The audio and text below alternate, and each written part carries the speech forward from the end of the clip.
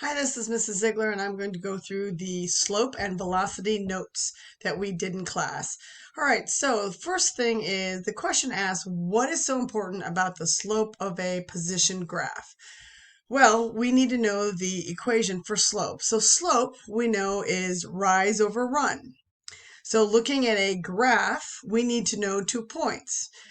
Knowing those 2 points, we know that y2 minus y1 divided by x2 minus x1 is actually, the y is the position or the distance and the x-axis is the time. So taking distance divided by time will give us speed, which is related to the slope. So looking at this graph and data. So we know that we have a cyclist that has constant speed of 3 meters per second, and they go for 5 seconds. So we know that speed is distance over time.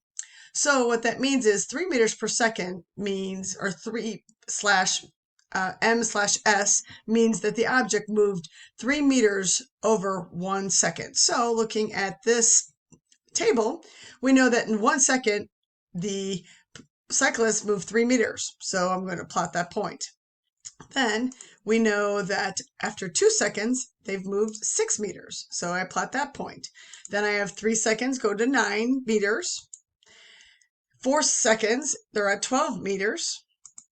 And then 5 seconds, they're at 15 meters. So once you plot your points, you do your best fit line.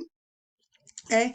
Then if I pick 2 points, so I'm picking those 2 points, you can pick any 2 points on your line, but then we have to find the slope of the line in order to calculate the speed.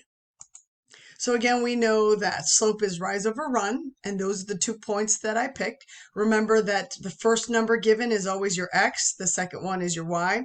If this is my second point, and this is my first point, when I plug it into the formula, okay, I've got my 9 minus 3, so that's 9 minus 3, divided by 3 minus 1, which will give me 6 over 2, which divided out becomes 3. And then again, because these points have units, okay, therefore it's 3 meters per second, which is speed is what we calculated.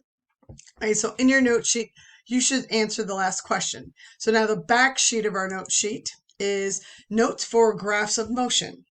So we learned from doing the front side that when we have an object speed by looking at the graph over its position over time, that the slope of the graph represents or corresponds to the speed. So you need to be able to look at different graphs and identify the motion that the object is doing. So if we have steeper slope, that means that the object is moving at a constant and it's moving fast. So a slope that's very steep, whereas if it's a gentler slope, then it's moving at a slower speed. So when you look at 2 graphs like this, you can see that this object is moving at a much faster speed than this one. If we have a positive upward slope, that means that the object is moving forward, whereas a downward negative slope means that the object is moving backwards.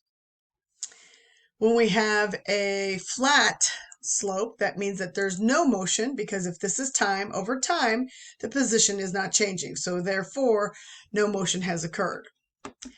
This is the information you are responsible for, and you need to be able to find the slope of the line, which is calculating the speed, and then identify what type of motion is occurring based off of the graph.